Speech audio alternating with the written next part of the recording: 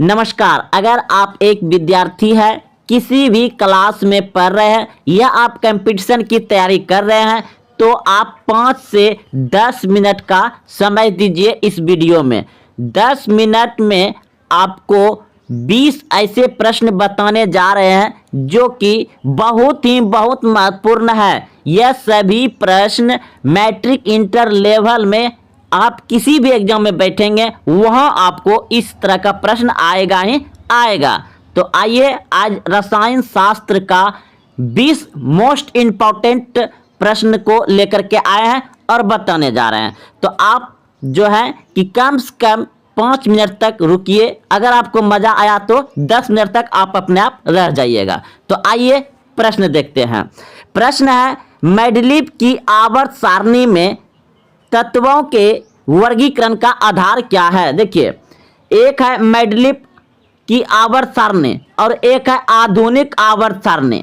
तो दोनों में तत्व को जो सजाया गया है यानी वर्गीकृत किया गया है, वो कैसे वर्गीकृत किया गया है दोनों में। ये मेंडलीव की सारणी जो है कि पुराना वाला है और ये आधुनिक यानी कि नया वाला है, जो कि अभी आधुनिक आवर्त सारणी चल रहा है। ये मेंडलीव का खत्म कर दिया गया, आधुनिक चल रहा है। तो बताइए पहले वाले यानी मेंडलीव की आवर्त सारणी में तत्वों के वर्गीकरण का आधार क्या है। ऑप्शन ए है परमाणु द्रव्यमान, ऑप्शन बी है परमाणु संख्या, ऑप्शन सी है परमाणु आयतन, ऑप्शन डी है परमाणु घनत्व। अगर आप ये सोचे हैं तो बिल्कुल सही। मेंडलीव की आवर्त सारणी में तत्वों के वर्गीकरण का आधार है परमाणु द्रव्यमान। परमाणु द्रव्यमान पर किसने सजाया था? मेंडलीव ने, यानी मेंडलीव की आवर्त सारणी में। अगला प्रश्न सेम वैसा ही है। आधुनिक आवर्त सारणी में तत्वों के वर्गीकरण का आधार। तो आधुनिक आवर्त सारणी में जो सजाया गया है वह परमाणु संख्या पर सजाया गया है। ऑप्शन नंबर ए इसका सही है। तो दोस्तों आप सभी याद रखिए, बहुत इंपॉर्टेंट ये दोनों प्रश्न है। मेंडलीव की आवर्त सारणी में तत्वों को कैसे रखा गया है, कैसे वर्गीकृत किया गया है। तो मेंडलीव कहेगा तो परमाणु द्रव्यमान, और आधुनिक आवर्त सारणी में कैसे वर्गीकृत किया गया है, तत्वों को कैसे रखा गया है, तो परमाणु संख्या। चलिए दोनों आप प्रश्न अच्छे से समझ गए हैं। अगला प्रश्न देखते हैं। अब अगला प्रश्न है, आवर्त सारणी के उग्र स्तंभ को क्या कहते हैं। आवर्त सारणी के उग्र स्तंभ को क्या कहते हैं। आवर्त, वर्ग, धातु, ओ धातु। आवर्त सारणी के उग्र स्तंभ को कहते हैं वर्ग। क्या कहते हैं? वर्ग कहते हैं। ऑप्शन नंबर बी सही हो जाएगा। अगला प्रश्न देखिए, आवर्त सारणी के क्षैतिज स्तंभ को क्या कहते हैं। आवर्त सारणी के क्षैतिज स्तंभ को क्या कहते हैं। तो क्षैतिज जब भी पूछा जाए तो वह आवर्त हो जाएगा। क्या हो जाएगा? आवर्त। आवर्त सारणी के क्षैतिज स्तंभ को क्या कहते हैं? आवर्त। ऑप्शन नंबर ए सही हो जाएगा। अगला प्रश्न देखिए, आधुनिक आवर्त सारणी में वर्गों की कुल संख्या कितनी है। आधुनिक आवर्त सारणी में वर्गों की कुल संख्या कितनी है। तो 18। ऑप्शन नंबर डी बिल्कुल सही है, 18। आधुनिक आवर्त सारणी में वर्गों की कुल संख्या कितनी है, बोलिए 18। अगला प्रश्न देखिए, आधुनिक आवर्त सारणी में आवर्तों की कुल संख्या है। आधुनिक आवर्त सारणी में आवर्तों की कुल संख्या कितनी है। 7। आवर्तों की संख्या 7 और वर्गों की संख्या 18। चलिए एक बार आप लोग बोलिएगा मुंह से, आधुनिक आवर्त सारणी में आवर्त की कुल संख्या कितनी है। 7। आधुनिक आवर्त सारणी में वर्गों की संख्या कितनी है। 18। चलिए आवर्त 7, वर्ग 18, आधुनिक आवर्त सारणी में, याद रखिएगा। अगला प्रश्न जरा ध्यान से सुनिएगा और आप भी पढ़िएगा। तत्व के भौतिक और रासायनिक गुण उनकी परमाणु संख्या के आवर्त फलन होते हैं। यह नियम किसने प्रतिपादित किया। तत्व के भौतिक और रासायनिक गुण उनकी संख्या के आवर्त फलन होते हैं, यह नियम किसने प्रतिपादित किया? तो ऑप्शन नंबर बी बिल्कुल सही है, मोसले। मोसले ने तत्वों के भौतिक और रासायनिक गुण उनकी आवर्त संख्या के आवर्त फलन होते हैं, यह नियम किसने दिया था? मोसले ने किया था। देखिए उससे एक बार फिर से पढ़ते हैं। तत्वों के भौतिक और रासायनिक गुण उनकी आवर्त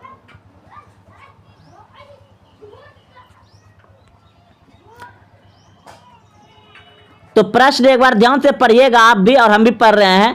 तत्व के भौतिक और रासायनिक गुण उनकी परमाणु संख्या के आवर्त फलन होते हैं।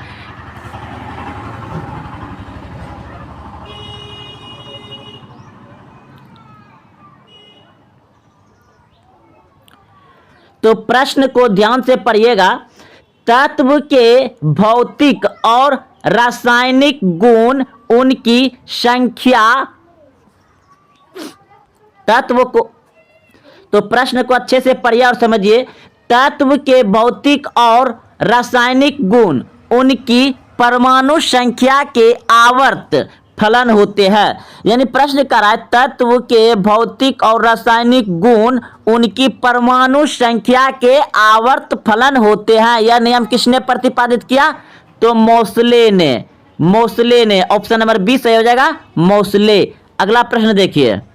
अगला प्रश्न है अक्रिय तत्व किस समूह के सदस्य है? अक्रिय तत्व किस समूह के तत्व है? तो अक्रिय तत्व जो होते हैं वह शून्य समूह के होते हैं। शून्य समूह के अक्रिय तत्व होते हैं शून्य समूह के। तो अगला प्रश्न है क्षार धातुओं का आवर्त सारणी के किस समूह में रखा गया है? क्षार धातुओं का आवर्त सारणी में किस समूह में रखा गया है? तो समूह A1, समूह A1। अगला प्रश्न किस समूह के तत्वों को सिक्का धातु कहा जाता है? किस समूह के तत्वों को सिक्का धातु कहा जाता है? तो समूह B1, समूह B1 कहा जाता है, ऑप्शन नंबर बी। अगला प्रश्न शून्य समूह में रखे गए तत्व किस नाम से जाने जाते हैं? शून्य समूह में रखे गए तत्व किस नाम से जाने जाते हैं? तो निष्क्रिय तत्व। निष्क्रिय तत्व, ऑप्शन नंबर डी सही हो जाएगा। अगला प्रश्न सबसे भारी धातु है। सबसे भारी धातु है ओस्मियम। सबसे भारी धातु ओस्मियम। सबसे हल्की धातु, सबसे हल्की धातु है लिथियम। सबसे हल्की धातु लिथियम। सबसे हल्का तत्व, सबसे हल्का तत्व, सबसे हल्का तत्व हाइड्रोजन। सबसे हल्का तत्व हाइड्रोजन। सबसे अधिक विद्युत ऋणात्मक तत्व, सबसे अधिक विद्युत ऋणात्मक तत्व फ्लोरीन। फ्लोरीन। निम्नलिखित में से कौन तत्व का मौलिक गुण है? निम्नलिखित में से कौन तत्व का मौलिक गुण है? परमाणु संख्या। परमाणु संख्या, ऑप्शन नंबर सी सही है, परमाणु संख्या। पृथ्वी पर सबसे अधिक मात्रा में पाए जाने वाला धातु तत्व। पृथ्वी पर सबसे अधिक मात्रा में पाए जाने वाला धातु तत्व तो aluminium. Aluminium, option number B सही है, एल्युमिनियम। पृथ्वी पर सबसे अधिक मात्रा में पाए जाने वाला तत्व। पृथ्वी पर सबसे अधिक मात्रा में पाए जाने वाला तत्व ऑक्सीजन। Oxygen, option A. प्रत्येक आवर्त का अंतिम सदस्य होता है। प्रत्येक आवर्त का अंतिम सदस्य होता है एक निष्क्रिय गैस। एक निष्क्रिय गैस। प्रत्येक आवर्त का प्रथम सदस्य होता है? प्रत्येक आवर्त का प्रथम सदस्य होता है एक क्षार धातु, एक क्षार धातु।